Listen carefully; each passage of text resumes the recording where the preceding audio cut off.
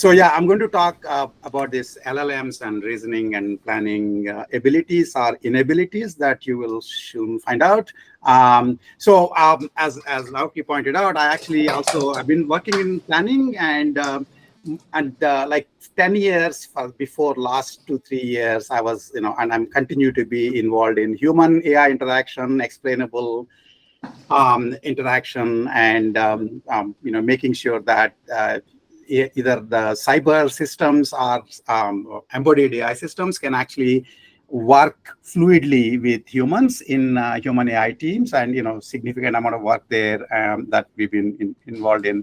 There's like a monograph on that. I'm not going to talk about that. There are talks on that on my webpage that you can look at later on.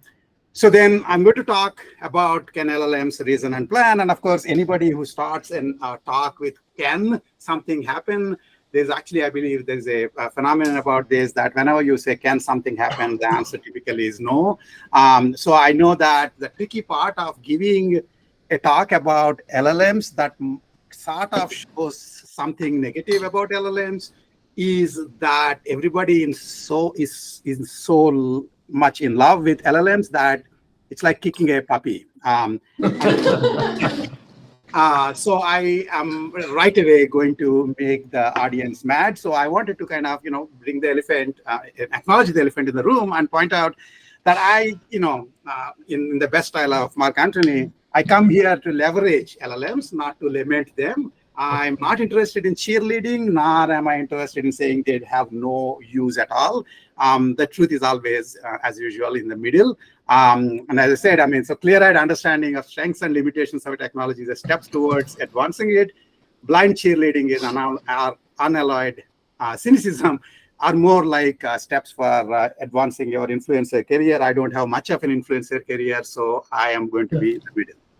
Okay, and I also want to say before I go forward, since a lot of the talk about LLMs and planning abilities is specifically in the context of can they do planning and reasoning in autonomous modes. And so up front, I want to kind of make sure that we are on the same page, that I actually consider the biggest advantage of LLMs is that they are powerful cognitive arthritics. They're actually very useful when in the loop with humans, and so that's something that we can always use. So they, as we'll find out, that they're actually great idea generators, and I'll also say later on that they're sort of a like a universal system one, external system one for all of us, and that's the way they are useful. So there's no question that they are useful in, especially with human in the loop. And then obviously a lot of people agree with that view of LLMs, that they are not actually AGI necessarily, but they're amazingly good cognitive arthritics. So coming to planning part, this is basically the slide that gives away the entire talk. The red part is the negative part, the green part is the positive part. So if I were to actually give a longer title to the talk, I would just say LLMs cannot plan, but they can help planning in LLM modular frameworks. They can actually be very helpful in doing planning, but they themselves cannot plan autonomously.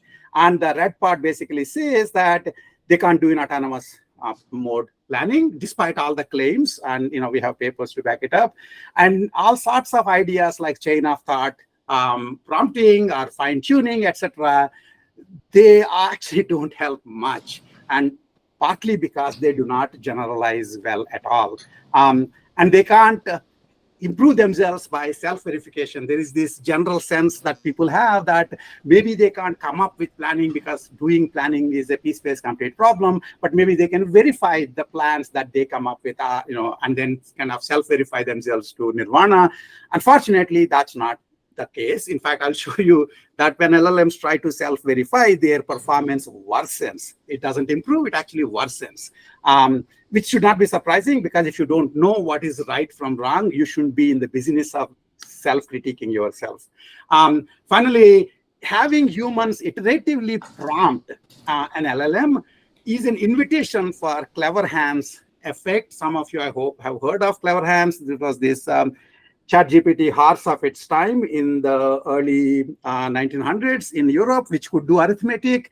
And basically, if you say 7 plus 5, it will, stomp its hoofs like 12 times. And then it was being shown around all of Europe. And then basically a bunch of killjoy psychologists have essentially figured out that what the horse does is not arithmetic, but actually looking at the anxious expressions of its owner's face. And then when it comes very close to the correct answer, the owner's face becomes a lot more tense, and so it stops stomping. So this clever hands effect actually happens when you are in the loop. And in fact, that could be a useful thing if you know the answer and you're actually trying to get some additional ideas. But we shouldn't be confusing it with autonomous abilities. So that's the red part. And I'll show you the work that we have done to point out, there are actual papers on this stuff. On the green part, essentially, LLMs can support planning and can expand the range of planning tasks that normally are done by AI systems in sort of an LLM modular framework, what I call LLM modular framework, where essentially LLMs work in conjunction with a bank of critiques, bank of formal verifiers, and some of the critiques might actually be style critiques, such as LLMs themselves. And then there is an iterative process through which essentially they can come up with a better plan. And so it's really LLM modulo is a fancy name for a generate test paradigm. And you do understand, from an intro to AI perspective, that if you can, for a generate test perspective, framework, if the tester is sound, then the answer that comes out is going to be sound. So we'll make sure that the verifiers are sound. And for it to be complete, essentially, the generate part has to be complete. And in fact, LLMs turn out to be very good at coming up with guesses, even though they don't necessarily have any guarantees of being complete. And that's where LLM modular framework would be useful. In particular, the roles they can play include guessing plans for the problem, guessing domain models, elaborating the problem specification, as well as translating the formats. In all of these cases, they basically work as sort of guessers, and then somebody else, either a human in the loop, domain models, or formal verifiers in the case of actual plans would ensure that only the sound plans are sent out. So that's basically the summary of the talk. And to just show that there are papers behind this, there are like 3 papers in NeurIPS on the, about the first one, the spotlight one, basically, is actually shows a whole bunch of things about the limitations of LLMs in doing planning tasks, and also how, like the beginnings of the LLM modular framework there. The second one shows how you can tease out domain models for, for planning domain models from LLMs. The third one is a benchmark, which actually we keep using because every day there is a new LLM coming out. There is GPT-4 Turbo, there is Claude 3 Opus, there is Gemini, and we keep checking to see if any of them suddenly became able to do reasoning. And then all I can say is actually they're worsening as time goes on. In fact, their planning performance is worsening. It's not improving, despite all the claims that the companies make about we have improved reasoning. I'll show you those results too. And there's a bunch of things that are actually, additional things, including using LLMs as a style critiques and using LLMs as approximately capturing what a human would have thought about a plan that you are coming up with, that you, the AI agent, is coming up with. That's an HRI paper. And in general, the whole idea of limitations of self-verification in LLMs, which has been made, a lot of claims have been made about it, and it turns out they were all actually mostly wrong. And so I have papers on that. And there's a bunch of other things. And then actually the LLMs can't plan, but can help planning in LLM modular frameworks is a position paper that I wrote. Essentially, you can read that paper as like the paper version of this talk. And it actually connects to all the things that I'm going to talk about to you. One other thing, of course, as many of you know, AI is way bigger than NeurIPS. So if you don't like NeurIPS, you may, and if you like New Yorker actually has an annals of AI as a column, and it turns out it's not like regular column. And then one of the recent ones actually talked about can AI make plans, and discussed our work from NeurIPS. So if you don't like NeurIPS, you have New Yorker. for you. And finally, I actually gave like a 3.5-hour tutorial. I believe Naoki said he actually heard part of it, looked at part of it. It's on the YouTube. So this is the shorter version, more updated, shorter version of that tutorial. So if you want more details, you can always go there. So this is the talk overview.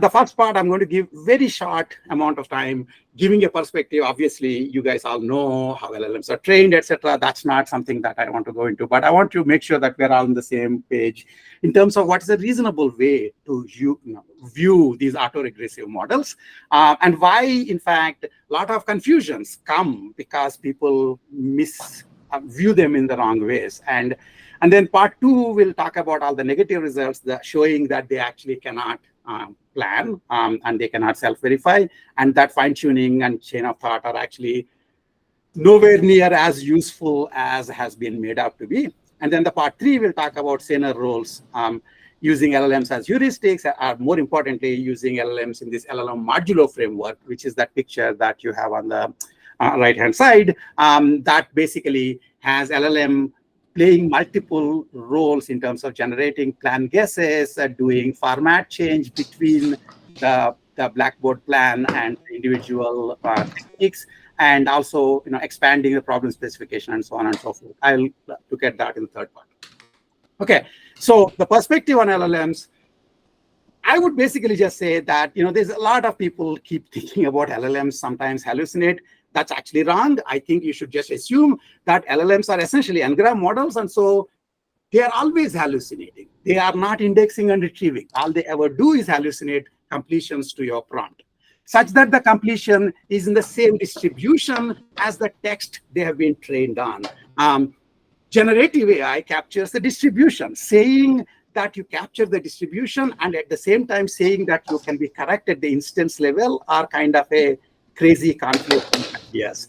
And correctness and factuality is an instance level characterization, and style, for example, is a distribution level characterization. And in LLMs are the masters of style.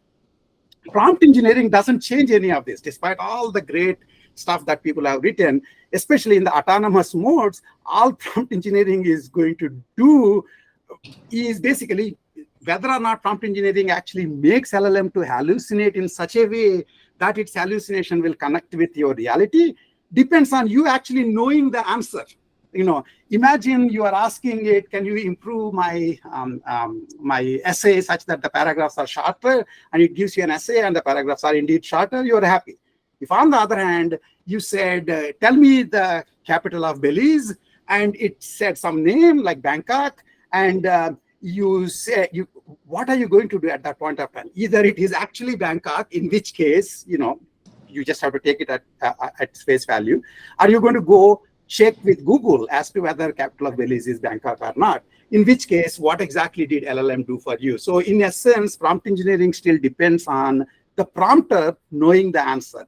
So probably one of my most useful contributions to this whole LLM thing is that a version of that XKCD cartoon that I have made, that the impressive reasoning abilities of LLMs all depend on prompter knowing the answer. If you don't know, then essentially all the prompting isn't going to help. And since I'm mostly talking about LLMs not being the greatest thing since sliced bread, I don't get startup money, and so I can't do startups. So I'm instead doing T-shirt selling. So I actually made a T-shirt, as you can so this is how I am making my money on that. Anyway, so that's the deal about hallucination thing. So in fact, when New York Times asked last year about LLMs, etc., I basically said, if you don't know an answer to your question already, I would not give the question.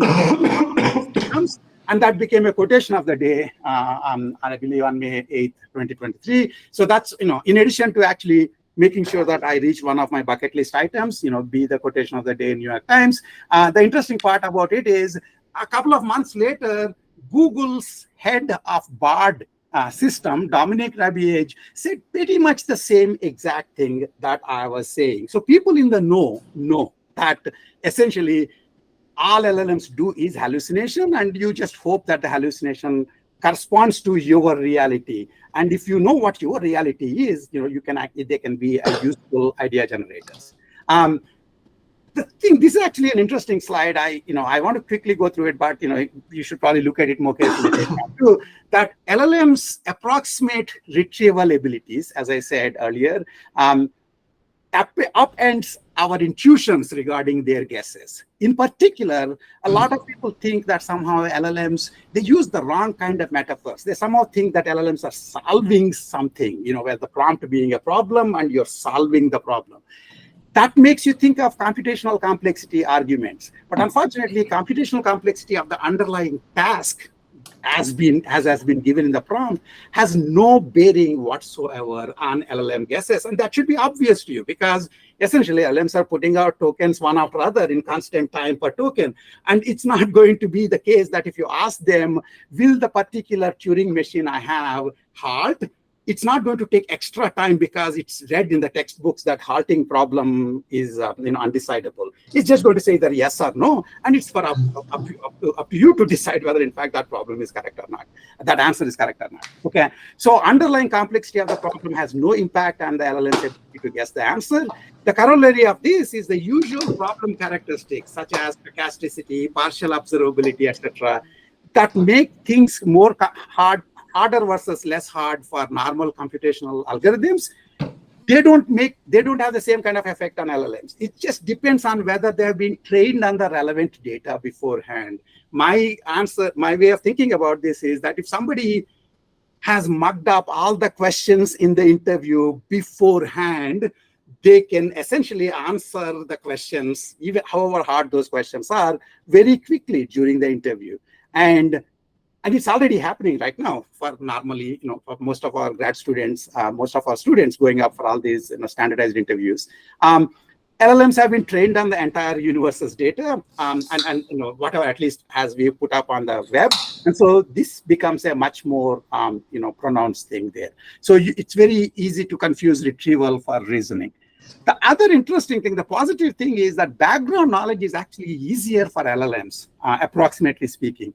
For the longest time, AI has had this problem about common sense reasoning. And the problem with common sense reasoning is common sense inferences are broad and shallow. There's a huge amount of common sense knowledge, and then very shallow inferences are actually important. And, as you know, like late Doug Leonard, for example, tried to write it all up in some formal way so that maybe at least one person has picked up the common sense reasoning and everybody else can call it as a subroutine.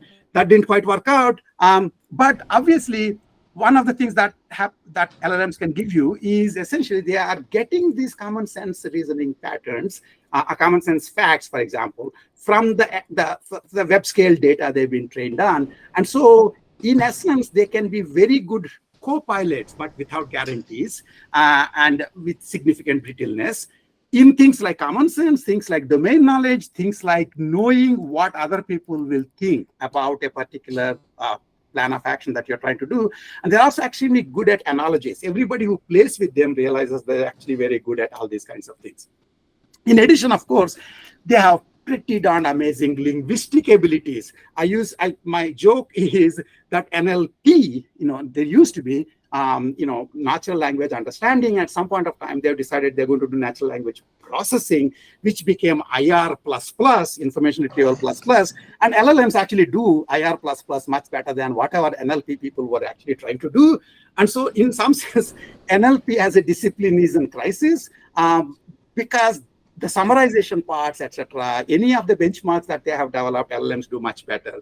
And my own continuing way to check whether I'm talking to an LLM or a person is if I ask them, can you please say whatever you said in the last 3-4 answers in Shakespearean iambic pentameter? And if they say it right away, I know I'm talking to an LLM, because even Shakespeare cannot put stuff in Shakespearean pentameter right away. So this is stuff that we did not know was going to be possible. I think a very interesting thing, we always civilizationally assumed style is hard, content is easy. Any old guy can have content, but style only the right sort of people will have. That has been completely upended with LLMs because everybody can have style, and the content is actually the important thing. You can write very nonsensical articles about made-up facts in the New York Times style or in Shakespearean iambic pentameter, and that ability to write translations, the ability to translate things, from one form to other, summarization, elaboration, format change, those are great things that LLMs can be used for if you want to use them. Okay, so none of that seems to make any claims about reasoning and planning abilities, and yet there are like tons and tons of papers in Europe in particular. Unfortunately, it's become like the crossroads of this sort of pseudoscience, unfortunately. So there's bunches of papers with names. I'm old enough that I can take the chance and point out the papers that I don't particularly like, because I'm actually showing that they don't, they're actually wrong later on. So, the usual thing is that the characterization of what is planning and reasoning is being done by people who have never thought about the problem clearly enough. So, in fact, my best example is Sam Altman saying, for some definition of reasoning, that means GPT-4, can do some kind of reasoning. This is amazing theoretically backed claim, it seems to me. But in general, these kinds of claims are being made. So there is no reason to actually believe that, even if you just go multiple levels up, and if you think in terms of system 1, system 2 metaphors, LLMs are really best seen as a giant external system 1 at best. And they don't have anything like a system 2 that we have for deliberative reasoning. So there is no reason to believe that they can do reasoning on demand. They can retrieve if, in fact, that particular reasoning problem has been seen before, and they have known the answer. I understand again that I remind you again that they're not databases. They're not doing exact retrieval, but they're doing this n-gram style completion, which kind of forms an interesting form of approximate retrieval. So why are LLMs claimed to do reasoning and planning? In addition to giving my results, I want you to understand why people are getting confused to some extent. One, of course, is the approximate omniscience. As I kind of mentioned it as I was going along, that approximate omniscience of LLMs allows them to fake reasoning by retrieval. So if you know the answer, right, you can take a few minutes and then give the answer out. And it doesn't matter how hard that problem is if you were to do it from scratch. If you have actually solved it once, memorize the answer, you can give it the next time, essentially in constant time. And LLMs have essentially been trained on the web scale data. Of course, it's very noisy, but it's also very, very broad amount of knowledge. And so the training corpus is the entire web, and it's hard for anyone to know what actually is on the web. All of you think that, oh, I browse web, I know what's on the web. Oh my God, you have no clue what's all on the web. And which is actually the reason why the first time, for example, Bard started explaining jokes, people were taken aback. And they didn't realize that there are actually websites which explain jokes to humor-challenged people.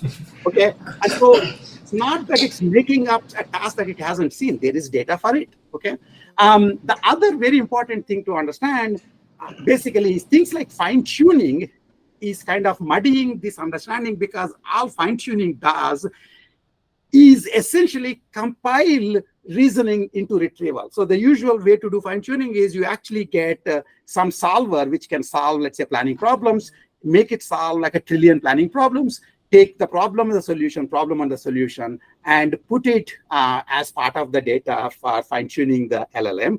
All it is doing is its generator has been fine-tuned now to give more likely to be the correct answers for this distribution of problems. So in addition, in sense, you would think this is sort of like system 2 being compiled into system 1 that we do all the time, except LLMs are compiling somebody else's system 2 because they don't have one to their system 1, because that's what they are.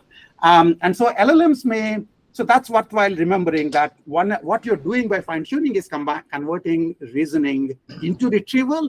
And in the old days in computer science, you knew that you can always memorize reasoning, but you always also cared about amortization costs. If I take all this time fine-tuning, is the cost going to be made up by the number of times we are going to use this data later on, this sort of ability later on?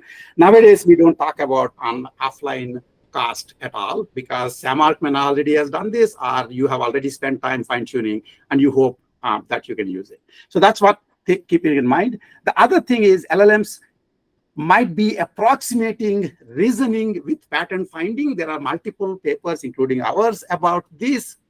But I'll give you a very simple example.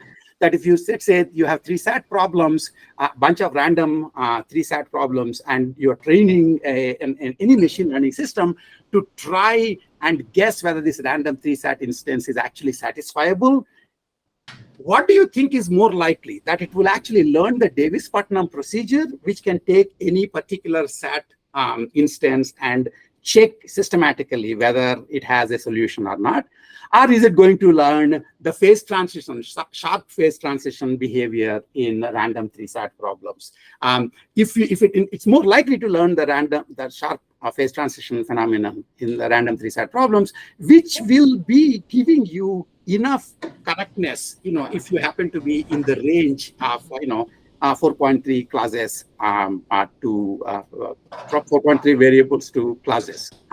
So it's sort of important to understand that learners might very well learn surface features which are very useful in predicting and without yet learning the actual underlying reasoning procedure.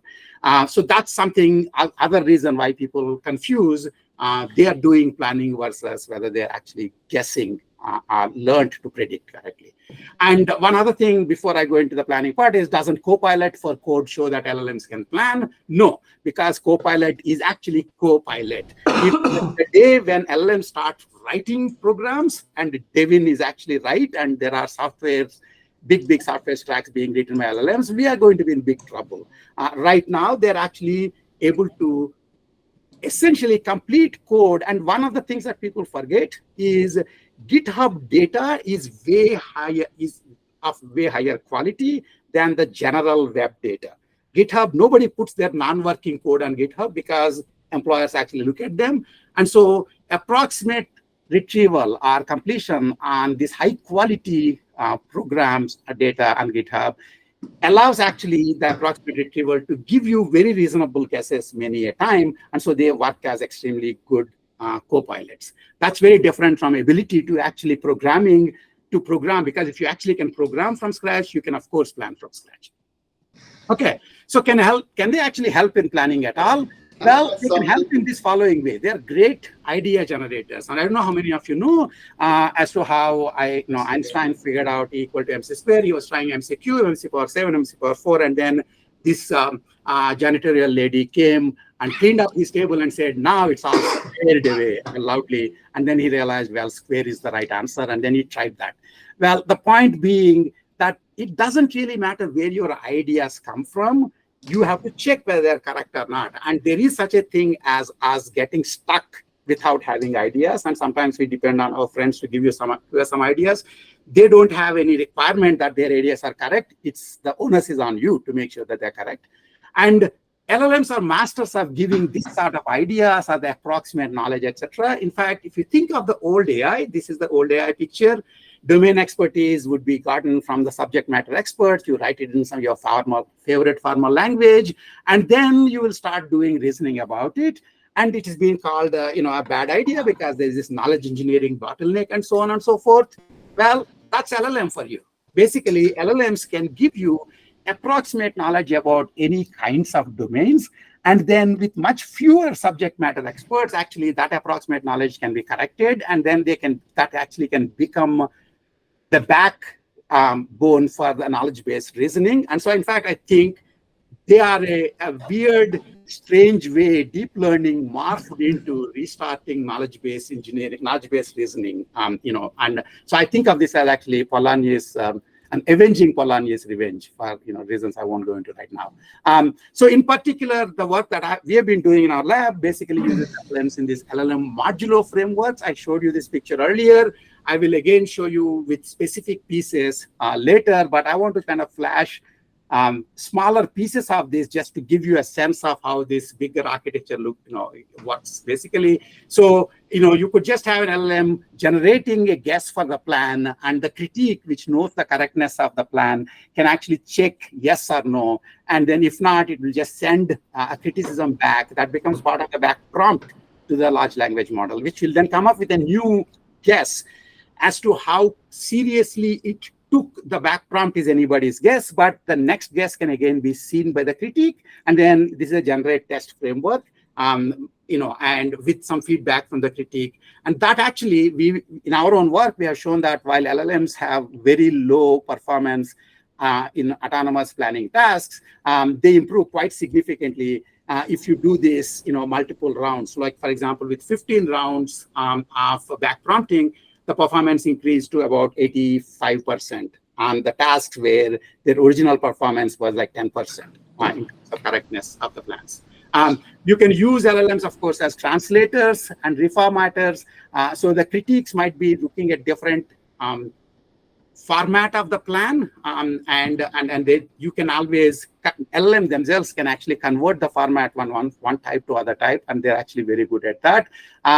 They can also basically improve on the problem specification, expand the problem specification with human in the loop. And then the number of critiques doesn't have to be a single critique, single all-knowing critique. It can be actually a bank of critiques which are looking at different aspects of the problem. And in particular, we look at a binary critique, constructive critiques, as well as that last thing that you can't see because it went behind that yellow thing, is style critiques. Binary critiques say yes or no, and are yes or no with some feedback as to what is wrong with the current plan. Constructive critiques might also suggest a way to extend the plan. And then finally, the style critiques essentially are capturing the style of the plan. Is the plan reasonable plan? Not just is it correct, but is it, like the kind of plans that have been, that people might like. And in general, we'll see that style is something that LLMs are good at. So style critiques can be actually based on LLMs themselves, while the binary and constructive critiques actually have to be based on external methods. However, the models that run them can essentially be, the domain models that run those critiques can essentially be teased out of LLMs themselves. That's one of the NeurIPS papers. We show how you can use LLMs to actually come up with the domain models with human in the loop, and then that becomes, part of the model driving the critique. Okay, so that's the critique part. And then finally, you can also think of, there's this whole thing about LLMs generating more data for themselves and training themselves in the self-instruct way. And to the extent LLMs cannot critique themselves, in fact, most of that is noisy data, and there's really no reason to believe that it can improve the generation. But you can always do fine-tuning with the synthetic data generated in this correct way, with the, in terms of the critiques basically saying whether or not the plans are correct. And remember that all the critiques are saying is, as far as we are concerned, we have no more objections for this particular plan. That doesn't necessarily mean that the plan is metaphysically correct, but that all the things that the critiques can capture, point out have already been taken care of. And this is how real world planning works. When NASA sent the Challenger up, a whole bunch of, basically human critics said, yeah, we're signing up. This is a good thing to send up. And yet we had O-ring disaster. And so this is, normal open world planning. And that's basically what we are capturing with these kinds of critiques. So if you think about what I'm saying, they could be overly optimistic saying LLMs can do planning by themselves. With just the right prompt, they will be automatically generating plans, and they can also critique themselves. That's the over-optimism thing, which I don't believe in. There is an over-pessimism stance, which I also don't believe in, which is they cannot do anything at all. They can't be useful. They can at most be just translators. And what I showed you is that they can't reason and plan, but they are approximate knowledge sources. And so they can actually play much more meaningful roles in this LLM modulo settings. So that's my middle position. That's the part one. So the part two, I'm going to tell you a little about some of the actual specific details of what we have shown about they're not being able to plan. So like 2 years back, which looks almost like an eternity given the LLM hype, fall 22, I was looking at GPT-3 and then looking at whether it can solve Sussman anomaly, which is a well-known Block-Scholes problem in planning. And then I played with it just like this way, and then I found that it basically, at some point of time, it became clear to me that it is actually depending on me to somehow put it in the right direction. So I kind of came up with this idea that they are the multi-shot apologetic planners that would rather use you as their world model come debugger. And if I don't mind doing it, that's fine. But it's not that they come up with the autonomously come up with the correct plan. So we actually formally did this by looking at the international planning competition domains, generating like 500 random instances, and then essentially, instead of doing one problem at a time and just looking at that by humans, we basically automated the whole workflow. And we found that essentially the performance of GPT-3 was very bad. It was actually dismal. As you can see, it's like 0.5%, 0.6%, and 5% in terms of GPT-3, Loom, and Instruct, and so on. That was like a surprising thing for a lot of people because that was the time when we were so taken by GPT-3, our intuitions went for a ride, and so we assumed that everything is possible with GPT-3. And so seeing that it can't do these simple blocks world plans was surprising for a bunch of people. Now, then GPT-4 came along, and Microsoft wrote that rather notorious Sparks of AGI paper, and so we wanted to see whether the Sparks of AGI are helping GPT-4 solve the planning problem. This actually is the stuff that is described in the NeurIPS paper. So we set up like a workflow wherein we tried various variations that people have tried in the literature in terms of one shot versus zero shot, and then basically looked at the performance of GPT-4. In Blocks World, GPT-4 went to 34% compared to 9% for GPT 3.5. And that looked like an interesting thing. So it looks as if by GPT 3.5 to GPT-4, you go from like 9 to 34%. Maybe by GPT-10, you'll get to 157% of correctness. So it's all exponential in AI these days. So we basically asked ourselves, is it really doing better approximate retrieval, or is it actually doing reasoning? So to do that, what we did, so anyway, this is more of the plan generation results, not just in the blocks world, but also logistics, domain, other things. And the plan bench actually has this whole series of domains that people can play with by actually testing the LLMs. And then prompts look like this. At one point of time, we thought these were longer prompts than, and the beginning, remember, the prompts used to be small. But nowadays, everybody's prompts are much longer than any of the things that we used because we can have million-word context windows. Human baseline for the blocks world is another thing. One of the funny things that you will see when you try to say that LLMs can't do something is at once people believe that LLMs are superhuman, and also it's mean to compare them to evaluate them on problems that humans can't do, which never made any sense to me. But be that as it may, we also checked whether normal humans, as can be found on Turker's Mechanical Turk or Profile, Prolific, actually can solve blocks world problems. And even with their poor pay, they were getting 78% accuracy. Just in case you're worried that maybe we are expecting too much from LLMs, unwashed humans are actually able to do this fine. So the question, of course, we asked is, are LLMs retrieving based on names? Are they really doing reasoning? And how do you tell, actually? In general, it's very hard to tell the distinction between memory and reasoning, because if you have infinite memory, then everything you will just be able to remember the answer because you've solved all of them beforehand, if you have solved all of them beforehand. So the question is, how do we do this? Actually, the late Drew McDermott, when he ran the first international planning competition, came up, he was worried that people might be, instead of coming up with domain-independent planners, they might be writing domain-specific C programs and then looking at the names to call the different C programs underneath. So he came up with a way of changing the domain such that that's changing the names that are used. And as you know, from Shakespeare on, that a rose by any other name remains a rose. A planning domain where you essentially change the words will still be the same exact planning domain from a reasoning perspective. So for example, instead of picking up, unstacking, putting, and stacking, we have attacking, feasting, succumbing, and overcoming. Okay, that's basically the words that we used. We also have used words where they're random strings so that they would be, that's a different way of, obfuscating the domain. The interesting question is, with this change,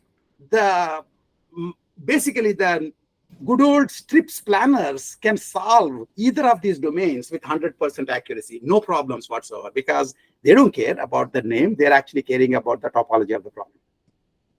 GPT-4, on the other hand, falls down pretty drastically. It goes down to 0.16% in the deceptive one, where actually you're using different words, and the randomized one, where the arbitrary strings are being used, is actually even lower, 0%. And GPT 3.5, of course, was very bad too. Okay. So that's the mystery blocks world domain. And in fact, I remember saying that if people are very worried that GPT-4 is going to go rogue and kill us all, don't worry, throw it a blocks world problem. It'll be so busy trying to get it correct that we'll all be saved. Human baseline for mystery blocks world. Again, a reasonable question to ask whether humans can solve this thing, because they might have intuitions about blocks world, but not about mystery blocks world. The reality is, it is true that we try to slide by with our system 1, but if we are given money, we will use system 2 because we have one. So when we offered money to people, they were able to solve system, mystery blocks world problems with 100% accuracy. Okay, that is, and we tried to offer money to GPT-4. It doesn't seem to be doing any better.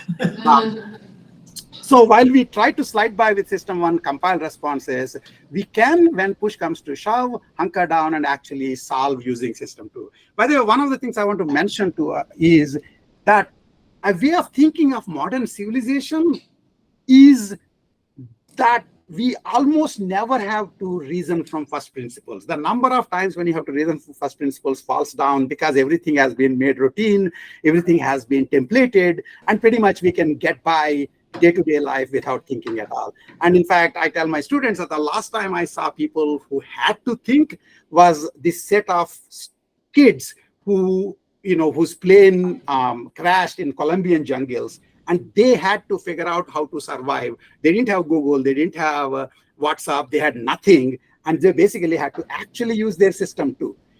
And when required, we will have a system too, and we'll use it. And so that's worthwhile thing to know the distinction. So we actually have this plan bench paper, which talks about all these domains and the different kinds of planning related problems that again also got into the benchmark track in NeurIPS. One thing that you might be thinking about is, GPT-4 is old news. What about GPT-4 Turbo? What about Claude 3? What about Gemini Pro? My student Karthik Valmikam, who is actually the lead author on this planning papers, basically he keeps doing it as a hobby. Anytime a new OpenAI or Google thing comes, he double checks to see if in fact they can do any better. And unfortunately, all we can see is it seems to be worsening. It's not improving. It is actually worsening in terms of the mystery blocks world domain and so on. So Claude 3 isn't going to save you. Gemini Pro is not going to save you. GPT-4 Turbo is not going to save you if your life depended on either blocks world or mystery blocks world problems. And the funny part is, as Tom knows, I spent my life going through AI where blocks world is made fun of, saying that's not real planning. And yet, the supposed AGI systems can't even do that one. So that's worthwhile keeping in mind. One other thing is chain of thought prompting. I know all of you love it, and everybody swears by the fact that if only you give it an idea of how to solve the problem, it will start improving. Most of these papers are unfortunately deeply flawed. I will tell you, in fact, we are doing a cottage industry of having different students pick apart several of the claims in different of these things. I'll talk to you about the chain of thought prompting. For example, basically what chain of thought prompting is saying is that if you kind of tell somebody how to solve the problem instead of just giving them the solution, they can basically use that idea to solve other problems of that class. And as anybody who knows anything in machine learning, and obviously Tom is there who knows everything about this, can tell operationalizing advice is not easy. There used to be this old idea called explanation-based learning that Tom Mitchell started along with Gerald Young and co, which was all about taking higher level advice, giving a couple of examples, and trying to actually learn from that. In general, that's a pretty hard problem, and there is no reason to believe that LLMs can do it. But since people are saying, we decided we'll check. So we actually looked at giving chain of thought prompting for blocks world, for LLMs in 4 different levels. First level, the highest level is, I just tell you how to check whether the plan you have is correct. Okay. And to some extent, in fact, if I tell you how to check whether the plan is correct, then you can always invert and be able to write a planner. It is, in theory possible. Okay. So you essentially just give a proof procedure for when a plan is correct. And so we give that as a chain of thought example, as well as the statement. And not surprisingly, COTs don't improve at all. It basically doesn't do any better with this. But you might say that's too much to expect for LLMs. So we go down one level and say it's not domain independent now. I'm going to tell you a cheap way of solving blocks world problems. It turns out in the blocks world, what happens is there are blocks in one configuration, the initial state. They have to be in a different configuration, the goal state. We change it such that it's always like a single stack in the goal state. But in the initial state, there are multiple small stacks. And there is an idea that if you think about it, you will realize yourself that you can always solve blocks world problems by getting everything in the initial state all on the table and then construct the stack in the order you want. And if you do that, it can be shown that the resulting plan would not be more than 2 times longer than the optimal plan for that instance. Okay, this is a well-known thing. So we give this recipe to the LLM and see if it basically we give that chain of thought, and you will find that interestingly, as the number of blocks increases, it just basically is unable to use the advice. Because remember that following the advice is not easy. You're unrolling a compact procedure that I gave you. And they used to be, and I'm sure Tom can correct me later on, there used to be this whole area in machine learning called how to operationalize higher level advice. And its chain of thought is essentially higher level advice. And the question is, how high is the higher level advice? The higher you can give the advice, the easier the human's life is. The lower you have to give it, the harder it is for you because you're doing most of the work for the LLM. So anyway, this second level, it turns out as the number of blocks increase, its performance falls down, even with the COT. So then we improved in the third level, made it even simpler, goal class specific, where initial state always has all the blocks on the table. And it's just that the goal is one single stack of all those blocks. But the order can change, the permutation can change.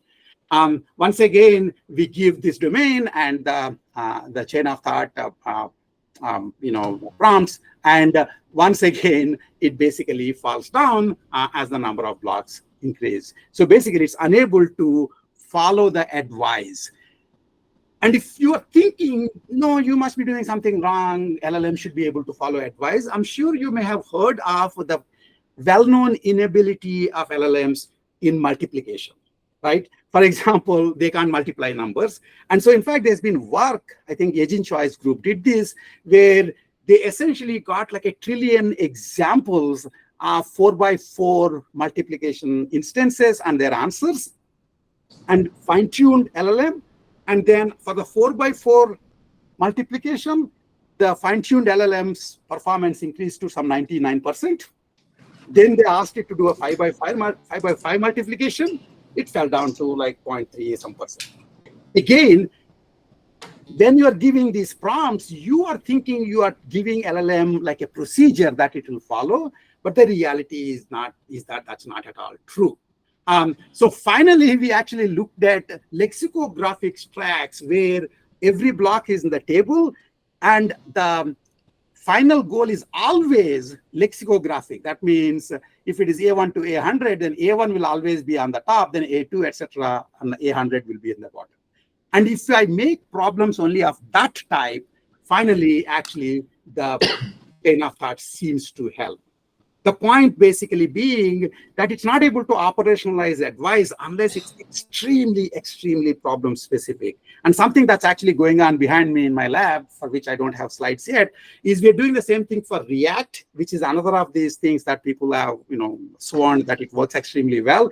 It turns out it has the same exact problem. For example, we have to complete the study, but just to give you an idea, it will basically, you kind of give it the step-by-step instructions think about how to put a knife on the table, And then if you ask a question how to put an apple on the table, it will do fine. But if on the other hand, you say, having seen how to put a knife on the table, you want it to put an apple in the shelf, it fails. Okay, and this is not told to you anywhere in the paper. It's left to your imagination, and you think, I'm sure example closure means that it should be able to do all of those things. In fact, everybody is busy kind of trying to build in this, sandcastles, and it's not very clear that people are taking time to check whether the claims are right. Okay, so the COT actually doesn't really work that well. If we fine-tuned LLMs with successful plans in the domain, first of all, I want you to understand that when you do that, I call this LAMI, which is basically in the old days, you would take the domain model, a combinatorial search planner, and have the planner solve the problem. In the new days, you'll take a domain model, a combinatorial search planner, make that search planner solve 1 trillion blocks world problems, make the planner solve them all, and then fine-tune GPT-4 with the problems and the solutions, or maybe index these trillion solutions on a vector database so that you can do better retrieval augmented generation. I know all the buzzwords that you know. Have the fine-tuned RAG GPT-4 guess the solution for the given problem, ensure the correctness of the guess with an external validator simulator, or if you have no life, just check it yourself. And then if by luck it guesses right, then write a new RIPS or iClear paper and say effectiveness of synthetic data. It's obviously a joke, but it's unfortunately extremely close to reality in terms of how the fine-tuning is working. And it's kind of important for you to understand that. And so in general, the problem is actually, with all this, is actually pretty bad. Most of the time, the effectiveness of fine-tuning in terms of the amount of time you spend in fine-tuning and the improvements are extremely limited because, again, the same reason, it doesn't generalize. It basically, if I fine-tune it on 3x3 blocks, it's three block problems. It will do well in 3 blocks and 4 blocks, and then starts filing back on 5 blocks and 6 block problems. This is the usual problem. One new thing that came recently is fine-tuning with the derivational traces. That is, the old idea is just take the problem and the solution, and then take 1 trillion of these, and then feed the LLM. The new problem is, anyway, since we have this slave of a actual symbolic planner sitting there, we will actually make it output its entire search trace, the entire search tree, and then the final solution, put this whole thing as a prompt to LLM. I'm not kidding. There are actually papers written on this. Those names are there in the bottom in case you want to check it out, and then see if somehow LLMs does any better. And unfortunately, it doesn't. But people will make claims that somehow it is actually improving. And again, you have to ask yourself, what's the level of generality and whether or not the fine-tuning actually improves in terms of amortization cost later on. And I have like a whole bunch written on this on the Twitter the other day. Can LLM self-critique? This is another very interesting thing where as I said, computational complexity actually basically has no bearing on LLMs. And so we have this paper where we look at LLMs in a game of 24, graph coloring and planning problems. So in fact, 3 different problems, these are just planning problems. And the paper on archive, and it also was presented. These were done as 2 different studies, and they were presented in the Foundation Models for Decision Making (FMDM) workshop at NeurIPS. And one of the interesting things is when LLMs self-critique their own plans, their performance actually worsens. Whereas if they have an external critique which knows right from wrong of the correctness of the solution, if that critiques it, then the performance improves. So the top lines are all basically with the external critique, which is basically what would be done in LLM modular.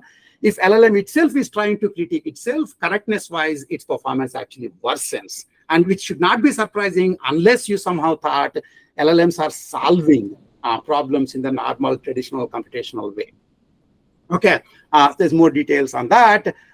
So again, as I said, the reason people tend to think this is working is because, first of all, they confuse explicit versus tacit knowledge tasks. And one of the cases where they use the self-critiquing is on essays. The problem with essays is whether or not something is a good essay is a highly subjective tacit criterion. There is no actual formal proof of checking whether an essay is good or wrong, bad. Whereas for a plan, or for a graph coloring, there are actual formal proofs. And so whenever there are correctness proofs, LLMs die. Whenever it is based on capturing what we think is a good essay, even if in fact that's actually a lousy way of looking at essays. I have this major problem with the US educational system, which makes kids think that an essay should have 5-paragraph structure. That is nonsensical. You can write beautiful essays with 7 paragraphs or even 3 paragraphs, but they make this into something like a style thing, and those LLMs can capture. And then you'll essentially pat your back thinking LLM captured the style and assume that it somehow improved the content, improved the essay. So typically, verification works for style tasks, but doesn't work for correctness tasks.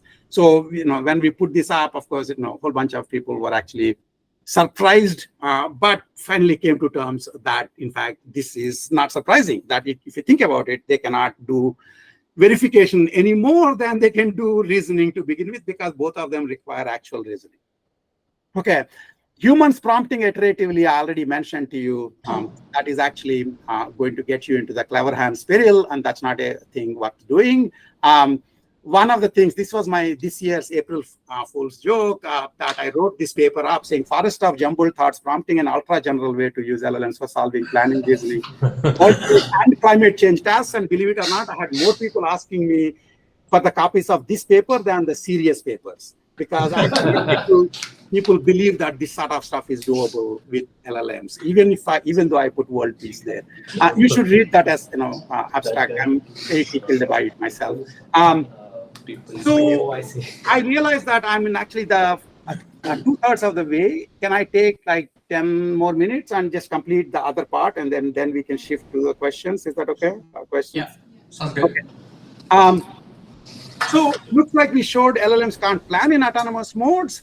And, essentially this has become now, when Jan goes around giving talks, it's become one of his slides that he keeps showing that, the first of our things about large language models still can't plan. And the still can't plan is still true, because even though that was a 22 paper, even with the new ones, it's the same problem, Claude 3, etc. But the literature thinks they can. So the question is, why is this divide? The interesting part is planning involves 2 kinds of things: planning knowledge, like actions, actions, effects, general recipes, old examples, case libraries, etc. And then the interaction resolution, making sure that nothing is violated and the things that are required are present at the time they are required. So in terms of schedule, in terms of logistics correctness, and so on. And what's interesting is LLMs are good at the first thing, planning knowledge, at least in approximate form, but bad, very bad at the second thing, the plan generation verification techniques. And the classical planning, the traditional planning, assumes that the planning knowledge is given in a compact model, in a PDL model or something, and they focus only on the second part.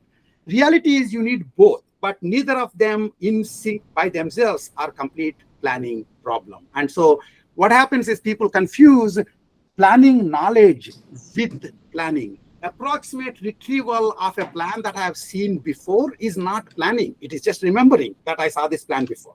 Planning actually involves checking and making sure that, in fact, there are not going to be any interactions. And that's where the problem comes. And to check that intuition, we took the same old blocks world-ish problems and reduced the interaction between the actions by first removing the delete conditions such that actions can't get into each other's way, then removing the preconditions too, such that pretty much there is really no interactions between the actions. And if you do that, if you relax the domain such that there's fewer and fewer interactions, LLMs actually do better.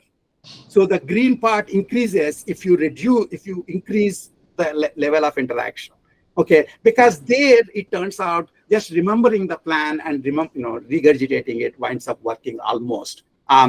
Whereas even in that case, you'll see that there's still red parts because unfortunately LLMs can't count. So if you ask them to satisfy like 5 goals, they might satisfy like 4 of them and forget the 5th one. So that's where that other red part is coming. So relax, the interaction resolution is the part that they do bad at. And typically, if you look at the work that actually claims planning can be done, you will see that people are either pushing the interaction under the rug, where basically they just consider the high-level plans and they assume that they will work when they're actually tried, or they depend on the humans to correct what they consider are these minor interactions. But from a different perspective, getting the interactions corrected is the quite hard problem that planning community has always looked at. Okay, so that's the reason why people tend to think that LLMs actually work, can do planning. And in fact, if you look at React or Invert Monologue or even Tree of Thoughts, that I've written about in that position paper, mostly their claims about planning are really about regurgitating planning knowledge without guarantees that the plan works. Now, a year back, I don't know if you were looking at New York Times, New York Times had this article about this increase of travel books on Amazon written by ChatGPT, essentially. What people found is that, instead of rich Steves going actually to the places and figuring out when the museum opens and all that stuff and writing a book that you have to pay $29.95, these guys will make, DALL-E to make the front picture and then ChatGPT to write stuff. And then there were bunches of these books, and they were essentially priced lower, $19.95 instead of $29.95. People were buying it, going all the way to the museum and find that the museum will be closed that day, or that you're supposed to actually make sure that you have the ticket before you go to the museum, or all these logistics problems. And then they wind up returning the books, which is exactly the problem that I was telling you about. That high level, the plan may look fine, but whether or not the plan works depends on the logistics. My joke is, you can ask LLMs for your wedding plan, for those of you who are still getting, ready to get married. But please don't follow it, because your wedding might actually not happen. Because all weddings are similar at the top level. As to whether or not things go haywire depends very much on the interaction resolution and the logistics and so on and so forth. So that part is as much a part of planning. So if you're thinking, Rob is just using IPC, and these NLP people probably know a lot better about planning. So this is NLP people actually discovering travel planning and come up with a travel planning benchmark. Recently, this is a paper in 2024. It's bunch of people from NLP, and you'll notice that they show that GPT-4 could solve only 0.6% out of thousands queries. 0.6%. Even I could have made up such a dismal performance for GPT-4.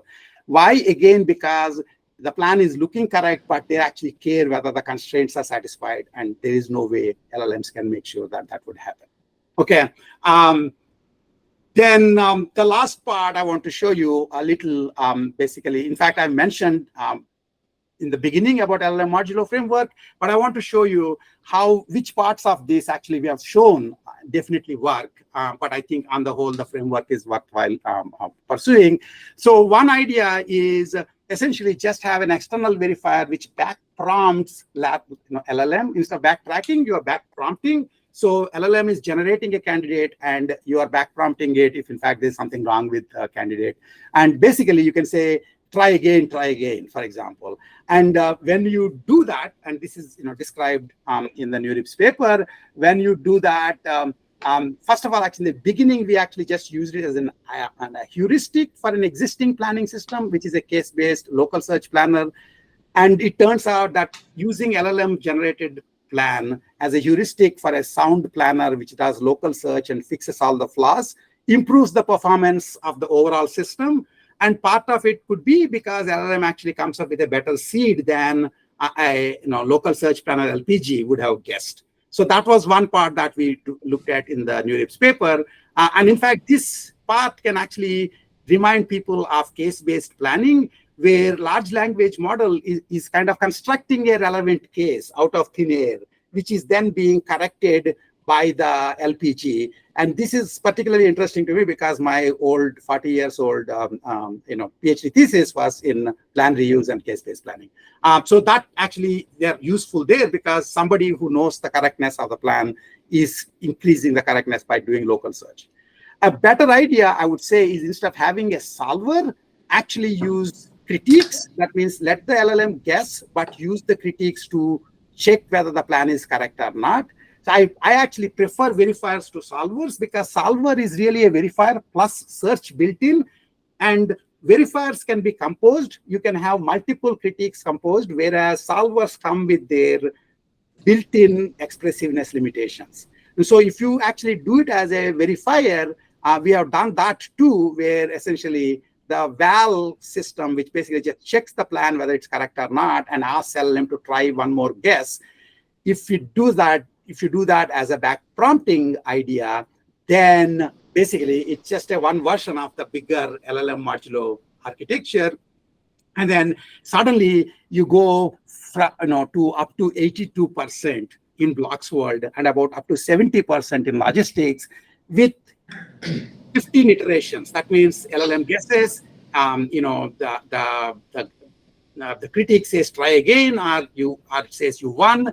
And so it gets 82 up to 70%. And then the next column shows that on the winning problems, it took about 4 iterations on the average to actually get to the correct thing, which is the interesting part about LLMs, in the sense that they're actually better guessers than random.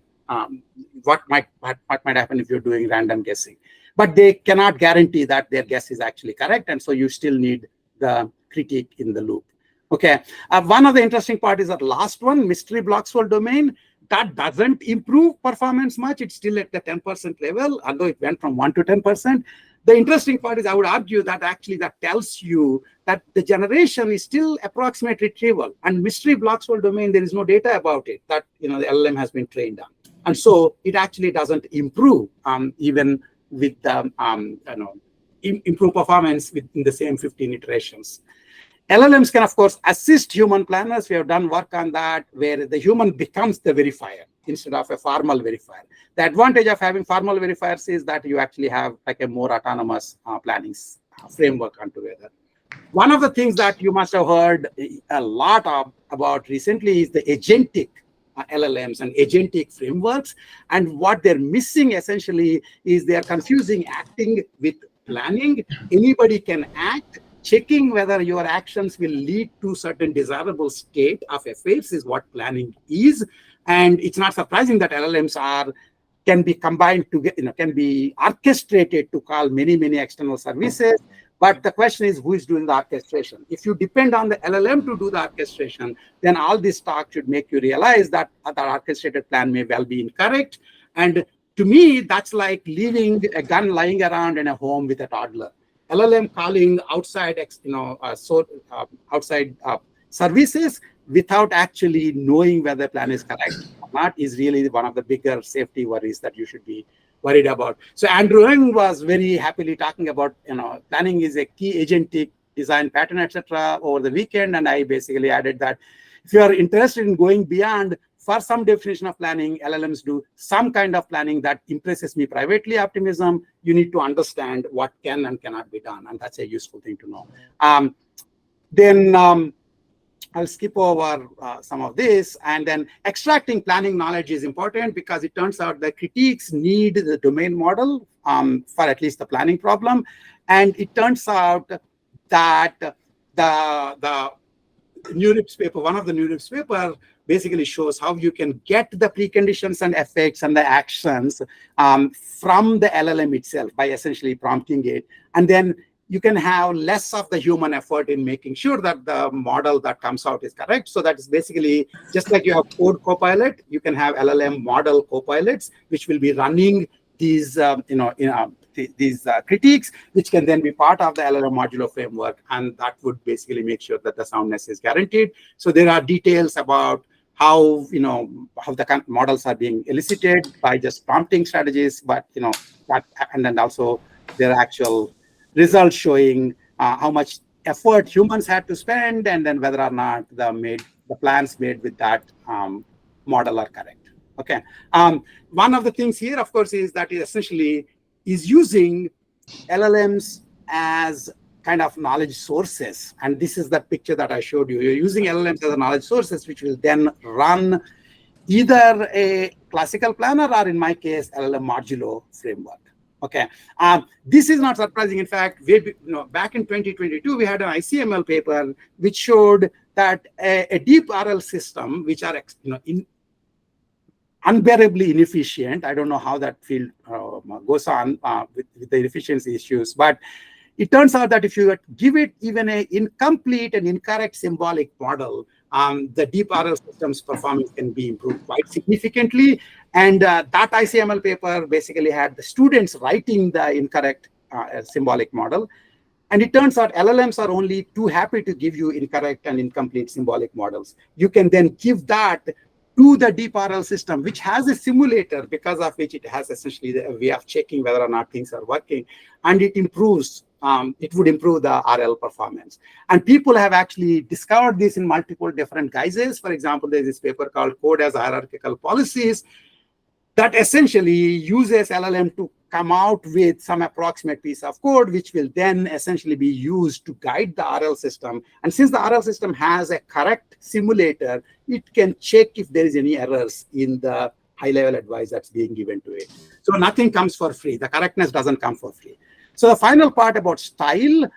So it turns out that LLMs can be used as style critics. We have two papers recently, one about human preference proxies in HRI, which basically use LLMs as a co-pilot for the AI agent, which can then ask, is this behavior that I am constructing, is it going to be explicable, explainable to the human in the loop? And then that's one piece. And in fact, we show that it's actually reasonably effective, although quite brittle. And the other one that's actually still under review right now is LLMs as behavior critiques to catch undesirable robot behaviors. So here, this is, instead of LLMs, we're using VLMs. So you have these different, snippets of videos showing how a particular task is being done. And the important thing is all of them reach the goal, such as, for example, I'm supposed to give you a knife. I will give you the knife. But it turns out that the way I give you the knife, if I give you the knife with the pointy end towards you, that is considered a bad style compared to giving you the knife with the other one. Especially people are more afraid when I do that. So the point, of course, is it's a style question. And LLMs actually do capture that kind of style criticism to improve. And so we actually show that they can actually capture those style problems. And so this can be used in the LLM modular framework to improve the style of the guest solutions. Okay. And I would not go into this, but a lot of people are excited about LLMs doing format change. But the two places where they can actually be useful in LLM modular framework is problem specification from the humans might be incomplete. You can actually elaborate that. And also a single plan that is guessed by the LLM might have to be reformatted to the different critiques in different ways. For example, there may be critiques about timelines, there may be critiques about causal correctness, and each of them might be using different internal representations they want, and you can do this format change automatically with the help of LLMs. None of this is guaranteed to be fully correct, but it's more correct. It's the same reason why people like RAG, because it stops LLM from actually making up the whole stuff by first calling Google, getting the, what is the best answer according to the Google, and then trying to just summarize it and hoping that the summary won't increase too many errors. So LLMs for format change in general, we've been doing this way before, like back in 21, we had this paper about how if you look at all the plans that are written in textual descriptions for recipes, etc. on the web, there's been a cottage industry in AI about how to convert them into formal representations. LLMs do much better job than any of those cottage industry papers, including one that we have written in 2018. So it's actually, that's one thing that they're actually good at doing. And they can also convert goals and initial state specified in the natural language. Although I would think that is the least of the things they can do. Some people are actually very happy with that they'll just actually say that neurosymbolic approach involves having LLM take natural language specification of the problem, convert into PDL, give it to the planner, let the planner solve it, then take the plan, convert back into natural language. It can be done, but I think it's much less interesting than much of the stuff that I've been discussing with you, which is LLMs are actually a lot more capable than just the simple format changes. So in epilogue, LLMs cannot plan, but they can help planning in LLM modular frameworks. And I hope that it's not too disappointing for you. They're actually very useful, but just don't misuse them. And that's basically what I would say. And I would think that I'm particularly interested right now myself about these LLM modular frameworks. And this is a slide that you should remember that there are some obvious misunderstandings that people have because of wrong metaphors about how LLMs work, and you would want to avoid them. and then there are papers. So that's basically where I am. I'm going to stop here. Sorry for taking extra time, but I'll stop. Thank you.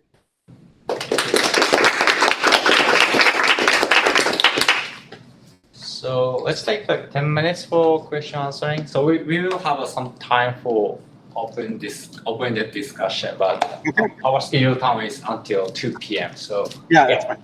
Let's use this 10 minutes to take questions. Yeah, any questions from the audience here?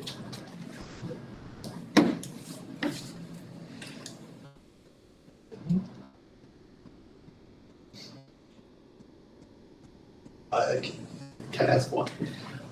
So thank you for the great talk. So I'm in general, I agree with the take that you have overall the incapability of LLMs. Mm-hmm. But to me, the boundary between reasoning and memory and like pattern finding is not very clear. So the whole mathematics starts by you memorizing multiplication table. So do you see the boundary? Can you clarify this a little bit more? Because the reasoning has a level to it, has a complexity attached to it. So of course, if you have multiple steps, CLT helps. If you just have a paper, CLT in the existing benchmarks, the problem they have, the number of steps is very small, and that's why CLT helps.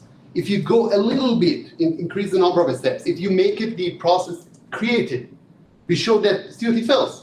LLMs fails. So there is a level and complexity attached to reason.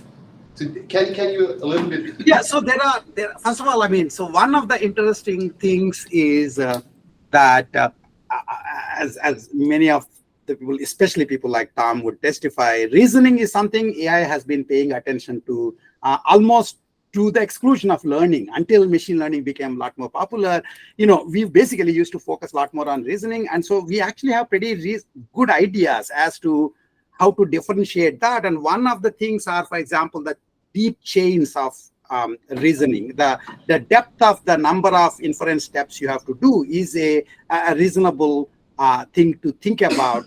But again, I already started my talk by pointing out that in the end, it is extremely hard to tell just from the external performance of the agent, whether they are memorizing or retrieving. Let me show you actually an interesting example, if I might. I actually removed it earlier, but it's not my work, but it sort of puts you to question your intuitions about this. Let me just see. Yeah, this one. So this is from Embers of Auto-Regression by Tom Griffith and his students. So it's an interesting point. So basically, people found that GPT-4 out of the box can do Caesar cipher decoding. What is Caesar cipher decoding? Essentially, you give an offset, and then you essentially push every letter by that offset, and then you get the gobbledygook words. And decoding is you have to figure out what the correct offset is in, and then remove that offset, and then you'll get the real word out. Okay. So they found that it actually was doing Caesar cipher decoding, and that was one of the sparks in the AGI Sparks paper.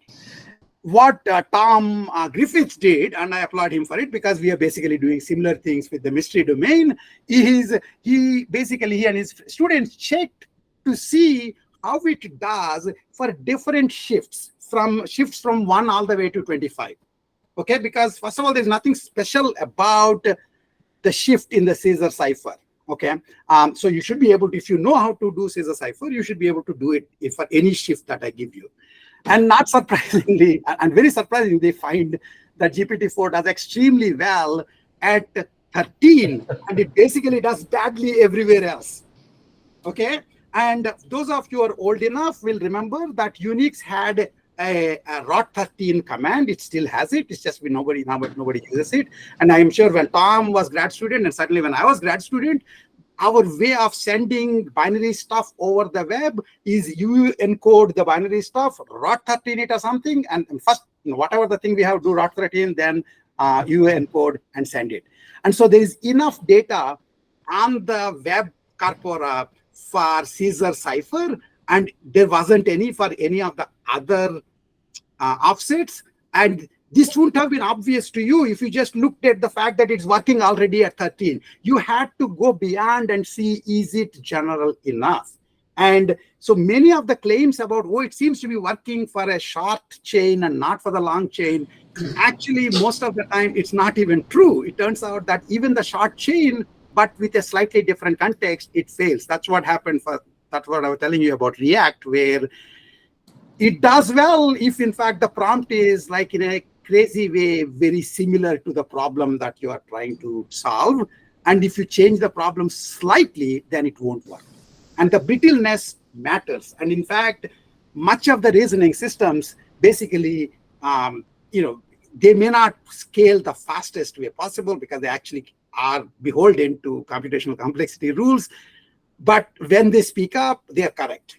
When the reasoning performance, reasoning procedure ends, it's correct. And so my convoluted answer to your question is, I don't know exactly the specific work that you're doing. We can talk about it later. But in general, even when people say that, reasoning is working, if they're fine-tuning, it's one thing. If it's just working out of the box, it's probably because of the way the data is. And that's basically, and to show that, you have to go extra step. Nobody who looked at the Sparks paper thought about what Tom Griffiths thought about, which is it working for the other cipher indexes? Similarly, nobody talked about looking at block-solved problems where the names are changed such that the problem is still a block-solved problem, but the names have changed. And so showing that you are not reasoning, but you are memorizing becomes harder, in general. And so I'm not sure that there is a simple way of claiming that definitely it's reasoning. Okay. So my original question, so Rao, thank you so very much. That's great talk. Thanks for sharing with us. My question is somehow similar to this one that we asked. Would be like this: does it make sense, in your view, to say that maybe LLMs can do more than just retrieve or some kind of reasoning when the domain is about the knowledge that they do have, which I would say language knowledge is something they do have, or people claim they have. They are language models, so they should know about it. But whenever we try to go for, and in your talk you mentioned here like domain models, so then I'm not talking about language anymore. So then the lack of that type of knowledge specific to the domain will actually impact so hardly that it uses only the language reasoning abilities to try to solve it. Does it make any sense? Yeah, my problem is that, unfortunately, it doesn't make too much sense to me. I hear this argument in different variations all the time, and it's not very hard. It's not easy to kind of state it concretely beyond the level at which you are saying it. And pretty much any concrete version you will say, I might be able to show that it's actually not correct, because I'm saying it only because I had similar ideas and I was able to prove myself wrong, essentially.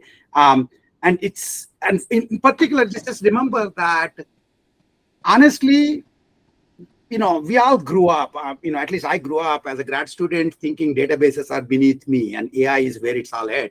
And if you want truth, just go with databases. At least they would index and retrieve. So they won't actually make up anything. LLMs are an n-gram model, and there is really no guarantee, even after fine tuning, that there's no 100% guarantee that the things that they are saying are actually present in their original data. It's all in a kind of an approximate analogies that we are talking about, because when I say approximate retrieval, it's not retrieval in the database sense. It's also not retrieval in the information retrieval sense, where they compare the query to the data approximately. Instead, LLMs are essentially completing the prompt. And so it's very hard to guarantee that what they actually bring out would be correct. And by the way, you might have heard about this. The thing that people are very excited about is RAG, this retrieval augmented generation, and I find it very strange because one way of satirizing RAG is that you call Google and you summarize it using LLM, which is not much farther from truth. In fact, that's basically what Perplexity does, and as their Perplexity is the search engine which sort of uses LLM. The point is that if you let them come up with completions themselves in the beginning, Perplexity used to do that, and it would give everybody and their brother a Turing Award if you ask it nice. Rao had a Turing Award, somebody else had a Nobel Prize, etc., because it looks like a good completion. Now you actually get the Wikipedia article on the person, and if you make it summarize, and hopefully it won't make up stuff that is not present. But even summaries can have errors. In fact, there is this interesting problem that in summarizing, LLMs might have biases from pre-training, such that if in fact the thing that they're summarizing, so you can actually do adversarial summarization tasks where what they're trying to summarize is against the general kind of data they've been trained on. You will find that they will actually make up wrong summaries. There's, by the way, a new paper out. In general, the tide has turned already. There's a new paper out there which basically shows that most of the summarizations that LLMs put out are actually wrong at some level. Okay, and most of you know this is already true. If you ask LLMs to give you a biography, they will give you a biography that your mother would be proud of, but you will cringe because you didn't have the awards that it said you have.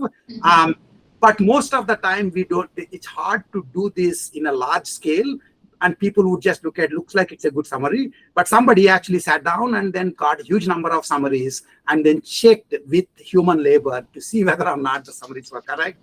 And they find that there are enough errors even there. Okay. So I basically assume that you need to have verifiers in the loop, if in fact correctness matters. So thank you very much. Yeah. And we can even go a little bit further off topic or offline if it makes sense. So thank you. I like that. And my point was more on this, like the correctness of what I did is out of their language domain. But this is a good point for us to discuss later. Yeah. So I love the view you're giving here.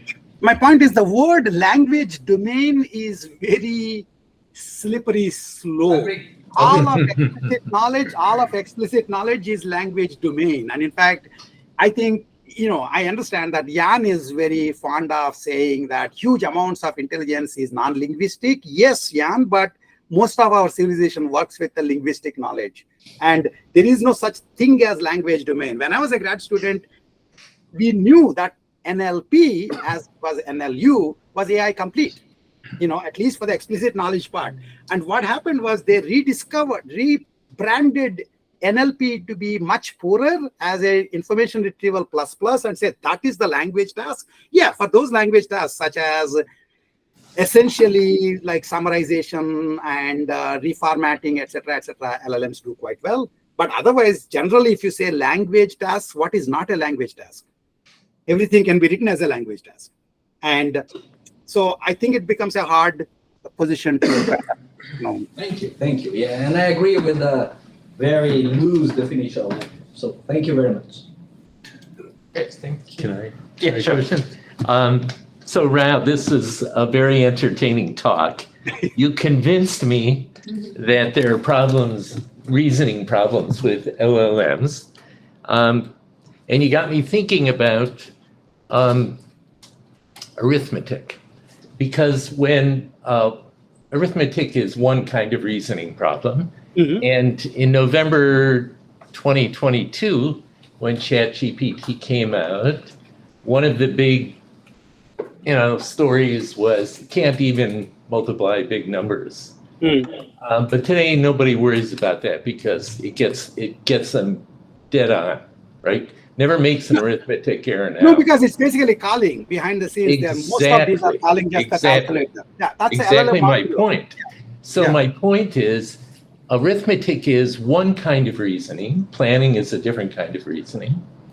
And the problem of LLMs not being able to do arithmetic reasoning was cured by having instead it trained to know when to call out. Yeah. And what to put in that API for the call out, and how to make sense of what came back through the API. So now, from the user's perspective, there's this seamless ability of, GPT plus code behind the scenes to do these kind of problems. And my question is really about the future. So I'm an AI optimist. I believe that eventually the AI community will figure out how to extend these systems so they do a better job reasoning and planning. And how do you see that coming about? And the reason I brought up arithmetic is that's one very specific approach. It's the call out approach, right? Yeah. And so will we see, for example, all of this work that's been done by you and many others in planning in the AI community for a long time as a kind of call out, the same way that calculators are? Or is it going to be something dramatically different? Okay, so several points. First of all, I hope, Tom, that you don't see me as a non-AI optimist. I am the biggest AI optimist. There's a difference between being an optimist and being on drugs, and neither of us hopefully are on. And I think, and in some sense, I mean, you and I lived through a time when every Tom, Dick, and Mary was saying nothing is possible, and we tried to tell them they're wrong. And now the same Tom, Dick, and Mary are saying everything is possible, and I'm again telling them that is not yet right. So there's a difference. So please don't. I don't want to be misunderstood, especially by you, because I mean, remember, I mean, I none of these guys know it, but when you were in Rutgers, I was trying to come and work with you when I was at Maryland. So you're a hero for me. So I don't want you to think that I'm not an AI optimist. What I want to be is an AI realist, which is a very different thing from generally just saying nothing works. Now, in terms of your calculator analogy, my point is, in fact, the slide that I went back to that I'm showing LLM plus P, which is done by a bunch of people, including people that I respect, is essentially trying to use calculator as a planner as a calculator, and then let the LLM just call the planner when the planning task is there. My point is actually you can do a lot better, honestly. And also eventually. Eventually, you do not want, my argument is that LLMs are actually at once not AGI and much better than just a normal NLP front end. If it's a normal NLP front end, they will never be able to do arithmetic. They'll never be able to help you do planning. All they can do is call somebody out. And basically that would be the other backdoor, behind the scenes AI system that is doing all this stuff.